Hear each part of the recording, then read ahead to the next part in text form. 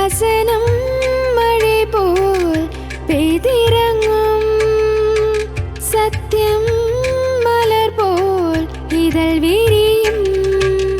சத்தியம் சத்தியமே, சத்தியம் சத்தியமே, சத்தியம் சத்தியமே, சத்தியம் சத்தியமே. சத்தியம் சத்தியமே நிகழ்ச்சியின் நேயர்களாகிய உங்கள் அனைவருக்கும் எங்களுடைய இனிமையான வாழ்த்துக்கள். உங்களை இந்த நாளிலும் நாங்கள் சந்திக்க கடவுள் கொடுத்த அனுகிரகமான வேலைக்காக நாங்கள் நன்றி செலுத்துகிறோம். நம்முடைய வாழ்க்கை பூங்காவில் நடப்பதை போன்ற ஒரு அனுபவமாக இருக்க வேண்டும் என்று நாம் ஆசைப்படுகிறோம். ஒரு இயற்கையான ஒரு சூழ்நிலை, ஒரு அமைதியான ஒரு இடம், கேட்பதற்கு இனிமையான பறவைகளுடைய சப்தங்கள், நம்முடைய இருதயம் மிகவும் லகுவாகும் என்று சொல்லி நாம் அப்படி நினைக்கிறோம். நம்முடைய வாழ்க்கை அப்படி இருக்க வேண்டும். மிக நேர்த்தியாக, எந்த விதமான அலட்டலும் இல்லாமல், பரபரப்பில்லாமல், பிரச்சனைகள் இல்லாமல், கவலைகள் இல்லாமல் நாம் வாழ வேண்டும் என்று சொல்லி நாம் நினைக்கிறோம். ஆனால் உண்மையில் நம்முடைய வாழ்க்கை பூங்காவில் நாம் இருப்பதை போன்ற ஒரு சூழ்நிலைமை அமைவதில்லை. நம்முடைய வாழ்க்கை மிக கொடுமையான நேரங்களை சந்திக்கக்கூடியதாக இருக்கிறது. சில நேரங்களிலே நாம் சொல்லும் பொழுது, என்னுடைய வாழ்க்கை ஒரு முள்படுக்கை போன்ற ஒரு வாழ்க்கை சூழ்நிலைமை என்று எண்ணுகிறவர்களும் உண்டு. போதுமான வேலை இல்லாமல், சரியான உணவில்லாமல், வேலை இல்லாமல், நல்ல குடும்ப உறவுகள் இல்லாமல், நல்ல கல்வி இல்லாமல், இப்படி பல்வேறு விதமான பிரச்சனைகளை அன்றாடம் நான் சந்திக்க நேரிடுகிறது. என்னுடைய வாழ்க்கை ஒரு எளிமையானதல்ல, மிக கடினமாக, நாளுக்கு நாள் பல்வேறு விதமான பிரச்சனைகளை சந்திக்கக்கூடியதாக, ஏமாற்றங்களை சந்திக்கக்கூடியதாக, ஒரு குளிர்ச்சியான வேலை அல்லாமல் வாழ்க்கையினுடைய கொடூர உக்கிரத்தின் உஷ்ணம் உணரக்கூடிய ஒரு சூழ்நிலைமை எனக்கு உண்டு என்று கடந்து போகிறவர்கள் அநேகர். ஒருவேளை அதில் நீங்களும் ஒருவராக கூட இருக்கலாம். உங்களுடைய வாழ்க்கை இவ்வளவு கொடுமையானதாக, பிரச்சனையானதாக மாறி இருப்பதற்கு காரணம் என்ன? வேலை இருந்தும் அதில் வரக்கூடிய வருமானம் போதாமல் இருப்பதற்கான காரணம் என்ன? என்னுடைய வாழ்க்கையிலே உறவுகள் இருந்தும் தனிமையை உணர வேண்டிய சூழ்நிலைமைகள் என்ன? என்னுடைய வாழ்க்கையிலே நல்ல ஆரோக்கியம் இருந்தும் அதை முறையாக பயன்படுத்தாமல் இருப்பதற்கான காரணம் என்ன? ஏன் நான் சோர்ந்து போகிறேன்? ஏன் நான் மனதளவிலும் உடல் அளவிலும் சோர்ந்து போய் இருக்கிறேன்? ஏன் பல்வேறு விதமான பிரச்சனைகளை எதிர்நோக்கும் போது வாழ்க்கையில் விரக்திகள் வருகிறது? ஏன் சோர்வுகள் வருகிறது, கவலைகள் வருகிறது என்று நாம் யோசிக்க வேண்டியது மிக அவசியமானதாக இருக்கிறது. ஒருவேளை நீங்கள் யோசித்திருக்கலாம், ஆனால் அந்த யோசனைக்கான தீர்வு வேதாகமத்திலே தேவனுடைய வார்த்தை என்று சொல்லக்கூடிய பைபிளில் இருந்து அதற்கான விடையானது மனித குலத்திற்கு அது கிடைக்கிறது. எனக்கு அன்பான பிரியமானவர்களே, மனிதனுடைய வாழ்க்கை உண்மையாகவே ஒரு பூங்காவில் தான் தோன்றினது. மனிதனுடைய வாழ்க்கை மிக அமைதியாக தோன்றினது. மனிதனுடைய வாழ்க்கை மிக நேர்த்தியாக அது தோன்றினது. ஆனால் இப்படி துவங்கப்பட்ட இந்த வாழ்க்கை அது அப்படியாக செல்லாமல் போனதற்கு காரணம் என்ன? அந்த வாழ்க்கை எங்கே போய் முடியும்? நாளுக்கு நாள் இப்படியே பிரச்சனைகளை தொடர்ந்து கொண்டு என்னுடைய வாழ்க்கை வீணாக முடிய போகிறதா? அல்லது உங்களுடைய வாழ்க்கை ஒரு நல்ல ஒரு பூங்காவனத்தை போல ஒரு சமாதானமான ஒரு சூழ்நிலைமையில உங்களுடைய வாழ்க்கை முடிய வேண்டுமா? இதை நாம் தீர்மானிக்க வேண்டியது இன்றே அவசியமாக காணப்படுகிறது. எனக்கு அன்பான பிரியமானவர்களே, இயேசு கிறிஸ்துவானவர் அவர் எழுதி கொடுத்த வேதாகமத்தில் அவர் இப்படியாக சொல்கிறார், ஆதியிலே தேவன் வானத்தையும் பூமியையும் அவர் உண்டாக்கினார். இந்த உலகம் துவங்கப்படுகிறது. முன்னொரு காலத்தில் ஆதியில் தேவன் வானத்தையும் பூமியையும் அவர் உண்டாக்கினார். இந்த உண்டாக்கப்பட்ட இந்த உலகத்திலே அவருடைய சாயலின்படி, அவருடைய சுபாவத்தின்படி, அவருடைய ரூபத்தின்படி அவர் மனிதனையும் மனுஷியையும் அவர் உண்டாக்கினார். பிரியமானவர்களே, ஆணையும் பெண்ணையும் அவர் சரிசமமாக அவருடைய சாயலிலே, அவருடைய குணாதிசயத்திலே அவர் மனிதனை அவர் படைத்தார். ஆனால் மனிதன் அந்த சாயலை அப்படியே வைத்து கொண்டிருந்தானா? ஆதாம் ஏவாள் அவர்கள் இயேசு கிறிஸ்துவோடு அவர்கள் ஒவ்வொரு நாளும் பேசுகிறவர்களாக, இயேசு கிறிஸ்துவோடு ஆலோசனைகளை பெற்றுக்கொள்ளுகிறவர்களாக, இயேசு கிறிஸ்துவோடு தங்களுடைய வாழ்க்கைக்கான தேவைகளை பெற்றுக்கொள்ளக்கூடிய ஒரு நல்ல தம்பதிகளாக வாழ்ந்திருந்தார்கள். ஆனால் அவர்கள் தேவன் கொடுத்த கட்டளையை அவர்கள் மீறி நடந்தார்கள். வேதாகமம் சொல்லுகிறது, அவர்கள் கீழ்ப்படியாமையினாலே அவர்கள் தேவனுடைய ஆக்கினை தீர்ப்பை பெற்றுக்கொண்டார்கள் என்று சொல்லி. பிரியமானவர்களே, நம்முடைய வாழ்க்கை மிக எளிமையாக, மிக நல்ல முறையிலே சமாதானத்தோடு போவாததற்கான மிக முக்கியமான முதல் காரணம், நாம் எல்லாரும் பாவம் செய்திருக்கிறோம் என்று சொல்லி வேதம் சொல்லுகிறது. ஆதி மனிதனாகிய ஆதாம் அவன் பாவம் செய்தான். அவன் மூலமாக அவனுக்குள் பிறந்த எல்லா மக்களும் பாவத்தினுடைய சாயலை, பாவத்தினுடைய சுபாவத்தை செய்கிறவர்களாக நாம் காணப்படுகிறோம். அந்த ஏதேன் என்கின்ற ஒரு தோட்டத்திலே இந்த மனிதனுடைய வாழ்க்கையானது துவங்கினது. மிக அழகாக துவங்கினது. தேவன் மிக அழகாக ஒவ்வொன்றையும் படைத்தார். 6 நாளைக்குள்ளாக ஒவ்வொன்றையும் தேவன் தம்முடைய வார்த்தையினாலே இயேசு கிறிஸ்துவானவர் படைத்தார் என்று சொல்லி வாசிக்கிறோம். வேதாகமத்திலே கொலோசையர் என்ற புஸ்தகம் 1 அதிகாரத்தில் இப்படியாக சொல்லுகிறது, எல்லாவற்றையும் அவர் தமக்கென்றும் தம்மை கொண்டும் உண்டாக்கினார். இயேசு கிறிஸ்து எல்லாவற்றையும் அவர் தமக்காக உருவாக்கினார். அவருக்காக அவர் உருவாக்கினார். உங்களையும் என்னையும், இந்த உலகத்தில் இருக்கிற எல்லா மனிதனையும் அவர் இயேசு கிறிஸ்துவுக்காக அவர் உருவாக்கினார். தனக்கு பிரியமாக அவர்கள் வாழ வேண்டும், அவர்கள் சந்தோஷத்தோடு, சமாதானத்தோடு, மன நிம்மதியோடு, ஒரு முடிவில்லாத வாழ்க்கையிலே வாழ வேண்டும் என்று சொல்லி தேவன் விருப்பப்பட்டார். ஆனால் மனிதனோ அந்த ஏதேன் தோட்டத்திலே அவன் பாவம் செய்தவனாக போனான். அவனுடைய வாழ்க்கையானது தேவனுடைய கட்டளைகளுக்கு மீறி நடக்கக்கூடிய ஒரு வாழ்க்கையாக மாறி போனது. தேவன் வேண்டாம் என்று சொல்லக்கூடிய காரியங்களை அவன் செய்யக்கூடியவனாக அவன் இருந்தான். முதலாவது, தேவன் வேண்டாம் என்று சொன்ன அந்த ஒரு பழத்தை அவன் சாப்பிட்டு தேவனுக்கு தன்னுடைய எதிர்ப்பை அவன் காண்பித்தான்.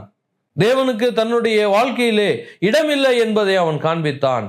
என்னுடைய வாழ்க்கையிலே இயேசு கிறிஸ்துவானவர் சொல்வதை நான் செய்ய போவதில்லை என்று சொல்லி ஆதி மனிதன் ஆதாம் அவன் தீர்மானம் எடுத்து அவன் காரியங்களை செய்கிறவனாக இருந்தான். பிரியமானவர்களே, ஆதாம் மட்டுமல்ல, நீங்களும் நானும் கூட தேவன் சொல்லக்கூடிய, இயேசு கிறிஸ்துவானவர் சொல்லக்கூடிய, செய் என்று சொல்லக்கூடிய எந்த ஒரு விஷயத்தையும் நாம் செய்யாமல் நாம் காணப்படுகிறோம். செய்ய வேண்டாம் என்று சொல்லக்கூடிய ஒவ்வொரு காரியத்தையும் மிக உற்சாகத்தோடு, மிக சந்தோஷத்தோடு செய்கிறவர்களாக இருக்கிறோம். ஆகவே இதற்கு பெயர்தான் பாவம். தேவன் மனிதனுக்கு விதிகளை அவர் கொடுக்கிறார். அந்த விதிகளின் மூலமாக அவன் சுபிட்சமாக, நிம்மதியாக, சந்தோஷமான ஒரு குடும்ப வாழ்க்கையை அவன் பெற்று அனுபவிக்க வேண்டும் என்று சொல்லி தேவன் அந்த விதிகளை அவனுக்கு கொடுத்தார். ஆனால் மனிதனோ அதை மீறி நடக்கிறவனாக காணப்பட்டான். வேதாகமத்தில் எழுதப்பட்டிருக்கிற ஒவ்வொரு தேவனுடைய கட்டளைகளுக்கும் மீறி நடக்கிறவனாக மனிதன் காணப்பட்டான். ஆதியிலே இருந்த மனிதர்கள் மட்டுமல்ல, இன்றைக்கு வாழ்ந்து கொண்டிருக்கிற நீங்களும் நானும் கூட இந்த வேதாகமத்தில் சொல்லப்பட்டதற்கு மீறி நடக்கிறவர்களாக நம்முடைய வாழ்க்கையானது காணப்படுகிறது. ஆகவே இயேசு கிறிஸ்துவானவர் இந்த மனிதனுடைய வாழ்க்கையானது இப்படியாக பாவம் செய்கிறபடியால் அவனை ஏதேன் என்கின்ற தோட்டத்திலிருந்து அவனை துரத்தி விட்டார் என்று சொல்லி வாசிக்கிறோம். எனக்கு அன்பான பிரியமானவர்களே, முதல் மனிதன் ஏதேன் என்கின்ற தோட்டத்திலே அவன் உண்டாக்கப்பட்டு அந்த இடத்திலே அவன் வேலை செய்யும்படியாக அமர்த்தப்பட்டான். ஆனால் அவனுடைய பாவமானது, அவனுடைய வாழ்க்கையிலே இருந்த மீறுதலானது, அக்கிரமமானது அவனை ஏதேன் தோட்டத்திலிருந்து துரத்தி விடுகிறது. இனி அவன் தேவனிடத்திலிருந்து எந்த விதமான சந்தோஷத்தையும், சமாதானத்தையும், நிம்மதியையும், ஆரோக்கியத்தையும், பாதுகாப்பையும் பெற்றுக்கொள்ள முடியாத ஒரு அழிவின் பாதையை நோக்கி ஓடக்கூடியவனாக மனிதன் மாறிப்போனான். உங்களுடைய வாழ்க்கையில வரக்கூடிய பிரச்சனைகளுக்கு காரணம் நாம் பாவம் செய்கிறபடியால். பாவம் செய்கிறவன் பாவத்துக்கு அடிமையாக இருக்கிறான் என்று சொல்லி வேதம் சொல்லுகிறது. பாவத்தின் சம்பளம் மரணம் என்று சொல்லுகிறது. ஆகவே மனிதன் இந்த பாவம் செய்கிறபடியால் அவன் நிச்சயமாக அழிவை சந்தித்தாக வேண்டும். அவன் நிச்சயமாக தேவனுடைய கோபாக்கினையான நரகத்திற்கு அவன் செல்ல வேண்டியது அவசியமாக இருக்கிறது. அவன் தேவனுக்கு பிரியமில்லாத ஒரு வாழ்க்கையை அவன் வாழக்கூடியவனாக இருக்கிறபடியால் தேவனிடத்திலிருந்து எந்த விதமான ஒரு வழிநடத்துதலையும் பெற்றுக்கொள்ள முடியாதவனாக மனிதன் மாறிப்போனான். உங்களுடைய வாழ்க்கையில வரக்கூடிய பிரச்சனைகளுக்கு காரணம் பிரியமானவர்களே, அது பாவமாக இருக்கிறது. உங்களுடைய வாழ்க்கையிலே ஆவிக்குரிய நோய் என்று சொல்லக்கூடிய இந்த பாவம் இருக்கிறபடியால் இந்த நோயை குணப்படுத்துவதற்காக இயேசு கிறிஸ்துவானவர் 2000 வருடத்திற்கு முன்பாக இந்த உலகத்திலே மனுஷனாக அவர் வந்தார். இந்த ஏதேன் தோட்டத்திலிருந்து துரத்தப்பட்ட மனிதனுக்கு ஒரு வழியை உண்டாக்குவதற்காக தேவன் ஏற்பாடை செய்கிறவராக இருந்தார். பிரியமானவர்களே, நான் ஏற்கனவே சொன்னது போல நீங்களும் நானும், உலகத்தில் இருக்கிற எல்லா மக்களும் இயேசு கிறிஸ்துவானவருடைய சாயலின்படி, ரூபத்தின்படி நாம் உண்டாக்கப்பட்டிருக்கிறோம். ஆகவே இந்த துரத்தி விடப்பட்ட மனிதன், இந்த ஏதேன் தோட்டத்திலிருந்து அனுப்பிவிடப்பட்ட மனிதன், அவன் திரும்பவுமாக அந்த தேவனிடத்திலே, அந்த இயேசு கிறிஸ்துவின் இடத்திலே அவன் சேர்த்து கொள்ளப்பட வேண்டியது அவசியமாக இருந்தது. தேவன் மனிதனை அவர் நேசிக்கிறவராக இருக்கிறார். அவர் உங்களையும் என்னையும் அவர் நேசிக்கிறவராக இருக்கிறார். இந்த உலகத்தில் இருக்கக்கூடிய எல்லா மக்களையும் அவர் மிகவும் அன்பு கூறக்கூடியவராக இருக்கிறார். பிரியமானவர்களே, ஆகவேதான் வேதாமம் எப்படியாக சொல்லுகிறது, தேவன் தம்முடைய ஒரே பேரான குமாரனை விசுவாசிக்கிறவன் எவனோ அவன் கெட்டு போகாமல் நித்திய ஜீவனை அடையும்படிக்கு அவரை தந்தர்லி இவ்வளவாய் உலகத்தில் அன்பு கூர்ந்தார். பிரியமானவர்களே, இயேசு கிறிஸ்துவானவர் இந்த அளவாக உங்களில் அன்பு கூர்ந்தார் என்பதற்கு அடையாளமாக அவர் கல்வாரி சிலுவையிலே மரித்தார். ஆகவே நம்முடைய வாழ்க்கையிலே வரக்கூடிய பிரச்சனைகளுக்கு காரணம் ஏதேன் தோட்டத்திலே செய்த அந்த பாவம் இன்றைக்கு எல்லா மனிதர்களும் செய்யக்கூடியவர்களாக, அந்த இயல்பை உடையவர்களாக நாம் பாவிகளாக இருக்கிறோம். ரோமர் என்கின்ற புஸ்தகம் 3வது அதிகாரம் 23 எப்படியாக வாசிக்கிறோம், எல்லாரும் பாவம் செய்து ஏகமாய் கெட்டு போனார்கள், ஏகமாய் தேவ மகிமையை இழந்து போனார்கள், தேவனுடைய சுபாவத்தை இழந்து போனார்கள், தேவனுடைய சந்தோஷத்தை இழந்து போனார்கள், தேவனுடைய பாதுகாப்பை இழந்து போனார்கள், இயேசு கிறிஸ்துவானவருடைய ஆலோசனை இழந்து போனார்கள் என்று சொல்லுகிறது. ஆகவே இதற்கு ஒரு தீர்வை கொடுக்க வேண்டும் என்பதற்காக மனிதனை அப்படியே விடுவது அவருடைய நோக்கம் அல்ல. மனிதன் தம்மோடு இருக்க வேண்டும் என்பதற்காக மனிதன் உண்டாக்கப்பட்டான். இந்த உலகத்திலே பல்வேறு விதமான படைப்புகள் உண்டாக்கப்பட்டிருந்தாலும் அது இயேசு கிறிஸ்துவானவருடைய ரூபத்தின்படி உண்டாக்கப்பட்டதல்ல, இயேசு கிறிஸ்துவானவருடைய சாயலின்படி அது உண்டாக்கப்பட்டதல்ல.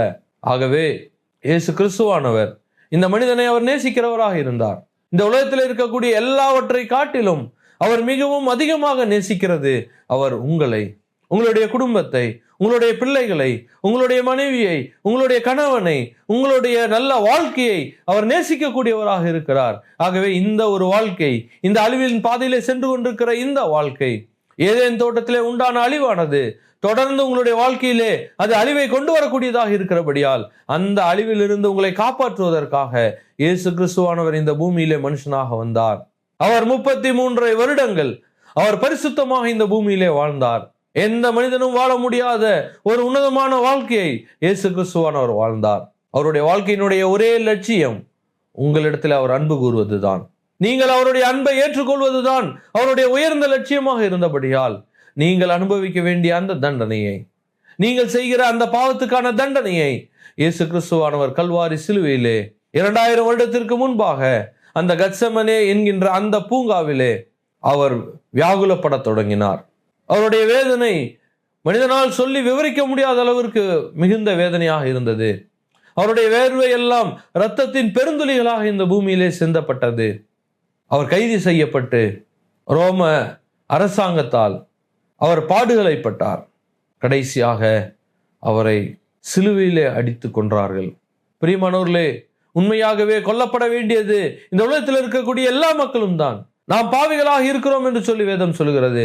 ஆனால் அவர் பாவம் செய்யவில்லை, அவர் வாயில் வஞ்சனை காணப்படவில்லை, அவர் பொறுமையோடு இருந்தார் என்று சொல்லி வாசிக்கிறோம்.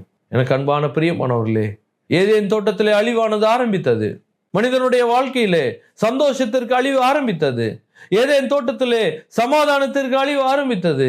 ஏதேன் தோட்டத்திலே தேவனுடைய பாதுகாப்பில் இருந்து அவனுக்கு அழிவானது ஆரம்பித்தது. தேவனுடைய இயேசு கிறிஸ்துவானவருடைய ஆலோசனையிலே அவனுக்கு அழிவானது துவங்கினது. அந்த அழிவிலே மீட்பதற்காக இயேசு கிறிஸ்துவானவர் கெத்செமனே என்கின்ற அந்த பூங்காவிலே அவர் வியாகுலப்பட்டு உங்களுக்காக கல்வாரி சிலுவையிலே அவர் மரித்து அடக்கம் பண்ணப்பட்டு 3ஆம் நாள் உயிரோடு எழுந்தார். இந்த தோட்டத்திலே அழிந்து போன மனிதனுக்கு ஒரு அழிவிலிருந்து மீட்பானது கிடைக்கிறது. இயேசுவே, என்னுடைய பாவத்துக்காக அந்த கல்வாரி சிலுவையிலே நீ செத்து அடக்கம் பண்ணப்பட்டு 3ஆம் நாள் உயிரோடு எழுந்தீர் என்று யாரெல்லாம் விசுவாசிக்கிறார்களோ, யாரெல்லாம் இயேசு கிறிஸ்துவை என்னுடைய சொந்த ஆண்டவராக, என்னுடைய அழிவிலிருந்து மீட்கக்கூடிய இரட்சகராக, என்னுடைய பாவத்திலிருந்து என்னை காப்பாற்றுகிற தேவனாக யாரெல்லாம் நீங்கள் ஏற்றுக்கொள்ளுகிறீர்களோ, உங்களுக்கு அழிவின் பாதையிலிருந்து முடிவில்லாத ஒரு ஆனந்தமான, முடிவில்லாத நித்திய ஜீவ வாழ்க்கையை அவர் கொடுப்பதற்காக வந்தார். எனக்கு பிரியமானவர்களே, உங்களுடைய வாழ்க்கை அழிவிலே சென்று கொண்டிருக்கிறதா? உங்களுடைய குடும்பம் அழிவிலே சென்று கொண்டிருக்கிறதா? உங்களுடைய பிள்ளைகளுடைய வாழ்க்கை அழிவை நோக்கி அது சென்று கொண்டிருக்கிறதா? நீங்கள் அதிலிருந்து காப்பாற்றப்பட வேண்டும் என்றால், இயேசுவே, எனக்காக சிலுவையிலே செத்து அடக்கம் பண்ணப்பட்டு உயிரோடு எழுந்தீர், என்னை ஏற்றுக்கொள்ளும், என்னை உம்முடைய மகனாக மகளாக ஏற்றுக்கொள்ளும் என்று நீங்கள் சொல்லும் பொழுது உங்களுடைய வாழ்க்கை காப்பாற்றப்படக்கூடிய வாழ்க்கையாக இருக்கிறது. உங்களுடைய வாழ்க்கை தேவனுக்கு பிரியமான ஒரு வாழ்க்கையாக மாற்றப்படுகிறது. உங்களுடைய வாழ்க்கை அழிவிலிருந்து காப்பாற்றப்பட்டு ஒரு புத்துணர்ச்சி பெற்ற ஒரு அழியாத ஒரு வாழ்க்கையை பெறுகிறது. இயேசு கிறிஸ்துவானவர் இப்படியாக சொன்னார், என்னை விசுவாசிக்கிறவன் அவன் மரித்தாலும் பிழைப்பான் என்று சொல்லி சொன்னார். பிரியமானவர்களே, இந்த உலகத்திலே எல்லா மனிதனுக்கும் மரணமானது நியமிக்கப்பட்டிருக்கிறது. ஆனால் அந்த மரணம் அதோடு மனிதனுடைய வாழ்க்கையினுடைய முடிவல்ல. அதிலிருந்து அவனுக்கு புதிய ஒரு வாழ்க்கை துவங்குகிறது. இயேசு கிறிஸ்துவை ஏற்றுக்கொண்டவர்களுக்கு அவருடைய வீடாகிய பரலோகத்திலே வாழ்க்கை துவங்குகிறது. இயேசு கிறிஸ்து வேண்டாம் என்று மறுக்கிற மக்களுக்கு அவர் கொடுக்கிற நித்திய தண்டனையாகிய நரகமானது காத்து கொண்டிருக்கிறது. நீங்கள் எதை தேர்வு செய்ய போகிறீர்கள்? எனக்கு அழிவே போதும் என்று சொல்லி அந்த ஏதேன் தோட்டத்து வாழ்க்கையை நான் வாழ்ந்து கொண்டிருக்கிறேன், எனக்கு அதே போதுமானது, என்னுடைய ஆசாபாசங்களுக்கு என்னுடைய ஏதேன் தோட்டத்து வாழ்க்கை போதுமானது என்று சொல்லி நீங்கள் தீர்மானம் எடுக்கலாம். அல்லது எனக்கு அழிவு வேண்டாம், எனக்கு பிரச்சனையுள்ள வாழ்க்கை வேண்டாம், எனக்கு நிம்மதியற்ற வாழ்க்கை வேண்டாம், எனக்கு நிம்மதியான சந்தோஷமான அமைதலான தேவன் கொடுக்கக்கூடிய பாதுகாப்பின் வாழ்க்கை வாழ வேண்டும் என்று சொன்னால் கல்வாரி சிலுவையின் தோட்டத்தினுடைய அந்த வாழ்க்கையை நீங்கள் தேர்வு செய்ய வேண்டும். அதில் இயேசு கிறிஸ்துவானவர் காணப்படுகிறார். ஏதேன் தோட்டத்திலே மனிதன் அனுப்பப்படுகிறான். திரும்பவும் அவன் தேவனுடைய சமூகத்திலே சேர்த்து கொள்ளப்பட முடியாது. காரணம், அவன் பாவியாக இருக்கிறான். அதிலிருந்து மீட்டு அவனை காப்பாற்றுவதற்காக இயேசு கிறிஸ்துவானவர் கல்வாரி சிலுவையில் அவர் மரித்தார். எனக்கு அன்பான பிரியமானவர்களே, நீங்கள் எந்த தோட்டத்தை தேர்வு செய்ய போகிறீர்கள்? ஏதேன் தோட்டமா அல்லது கல்வாரி சிலுவையின் தோட்டமா? உங்களுக்கு முன்பாக 2 வைக்கப்படுகிறது. நீங்கள் ஏற்றுக்கொள்வீர்கள் என்றால் இன்றைக்கே இயேசு கிறிஸ்துவானவர் உங்களுக்கு நல்ல வாழ்க்கையை கொடுக்க அவர் காத்து கொண்டிருக்கிறார். வருத்தப்பட்டு பாரம் சுமக்கிறவர்களே, நீங்கள் எல்லாரும் என்னிடத்தில் வாருங்கள், நான் உங்களுக்கு இளைப்பாறுதல் தருவேன் என்று சொல்லி அவர் காத்து கொண்டிருக்கிறார். ஒரு இளைப்பாறுதலின் வாழ்க்கையை அவர் உங்களுக்கு கொடுக்க ஆயத்தமாயிருக்கிறார். உங்களுடைய வாழ்க்கையை அவரிடத்துல கொடுப்பீர்களா? உங்களுடைய குடும்பத்தை அந்த இயேசு கிறிஸ்துவானவருடைய அன்பின் தோட்டத்தினுடைய வாழ்க்கைக்கு ஒப்பு கொடுக்க நீங்கள் ஆயத்தமாக இருக்கிறீர்களா? நீங்கள் ஆயத்தமாகுங்கள். இயேசு கிறிஸ்து 2 கரத்தையும் நீட்டி உங்களை அழைக்கிறார். நீங்கள் இப்பொழுதே நீங்கள் மண்டியிட்டு இயேசுவே என்னை மன்னித்து என்னை ஏற்றுக்கொள்ளும் என்று சொல்லும் பொழுது உங்களுக்கு அந்த வாழ்க்கையை அவர் கொடுக்க அவர் ஆவலோடு காத்து கொண்டிருக்கிறார். உங்களுடைய வாழ்க்கையை ஆறுதலை பெற்றுக்கொண்டு, உங்களுடைய வாழ்க்கையிலே தேவனுடைய அன்பை பெற்றுக்கொண்டு, இயேசு கிறிஸ்துவானவருடைய பாதுகாப்பை பெற்றுக்கொண்டு, இயேசு கிறிஸ்துவானவருடைய சந்தோஷமும் சமாதானமும் வழிநடத்தலும் நிறைந்த இந்த கல்வாரி சிலுவையினுடைய அந்த தோட்டத்தை நீங்கள் ஏற்றுக்கொண்டு வாழ கர்த்தர் தாமே, இயேசு கிறிஸ்து தாமே உங்களை ஆசீர்வதித்து வழிநடத்துவாராக. ஆமென். சத்யம் சத்யமே, சத்யம் சத்யமே, சத்யம் சத்யமே.